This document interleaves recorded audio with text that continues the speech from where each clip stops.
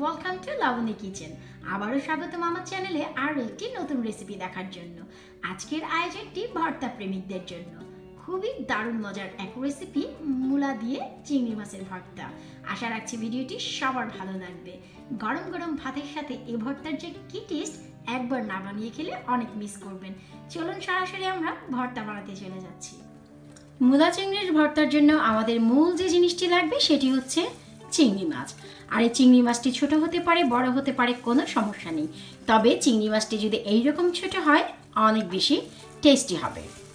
আর এই চিংড়িগুলোকে আমি দারুণভাবে ফ্রাই করে নিয়েছি, যেটাকে বলা হয় ওয়েল ডান ফ্রাই। আমি একটু দেখাচ্ছি যে ফ্রাই হওয়ার পর কতটা ঝনঝন করছে, তার মানে দারুণভাবে আপনাদের ফ্রাই করে নিতে হবে, যেন প্রেস করা মাত্রই চিংড়িগুলো সব ভেঙে যায়, ঠিক এমন করে। এবার হচ্ছে আমাদের ভর্তাটি বানিয়ে নেওয়ার পালা। তার জন্য 6 থেকে 7 পিস শুকনো মরিচ ভালো করে তেলে ভেজে নিয়েছি। দিয়ে দিচ্ছি স্বাদ মতন লবণ।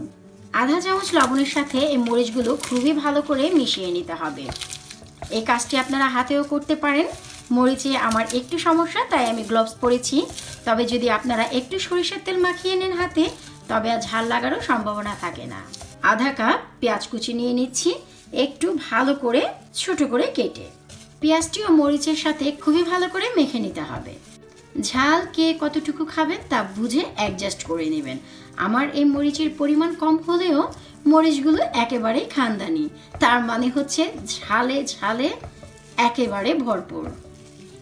এবার এই মরিচ ও পেঁয়াজের সাথে আমরা মিশিয়ে নিব আমাদের এই যে চিংড়ি মাছগুলো।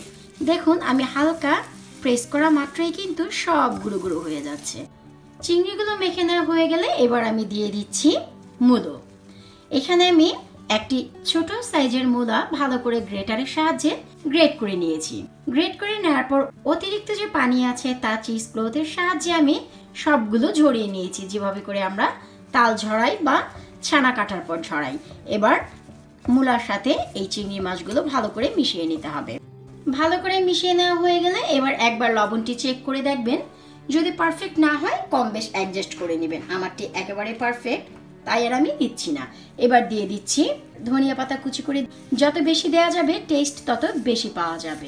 1 চা চামচ দিয়ে দিচ্ছি সরিষার তেল, 1 টিস্পুন মাস্টার্ড অয়েল। আর এই তেলটি ছাড়া কিন্তু আজকের ভর্তাটি একেবারেই অসম্পূর্ণ। এবার আর খুব বেশি প্রেস করার প্রয়োজন নেই, আলতো করে ধনিয়া পাতা ও তেলটি মিশিয়ে নিলেই কমপ্লিট। আশা করব চিংড়ি ও মূলার এই মহাসংগ্রাম আপনাদের আজ ভালো লেগেছে।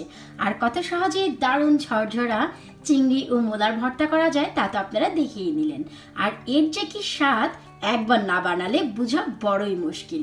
বাসায় অবশ্যই একবার ট্রাই করবেন এবং আমাকে জানাবেন আপনাদের কেমন লাগলো। আর যারা চিংড়ি মাছটি পছন্দ করেন না, শুধু সাদা মূলার ভর্তা খেতে চান, তারও একটি ভিডিও অলরেডি আমার চ্যানেলে আছে। লিঙ্কটি আমি ভিডিওর নিচে দিয়ে দিব, প্লিজ সেখান থেকে দেখে নেবেন। অবশ্যই একবার বাসায় ট্রাই করবেন এবং আমাকে জানাবেন। আজকে এখানেই বিদায় নিচ্ছি, আর অনেক নতুন ভিডিও দেখার আমন্ত্রণ রইল। আল্লাহ হাফেজ।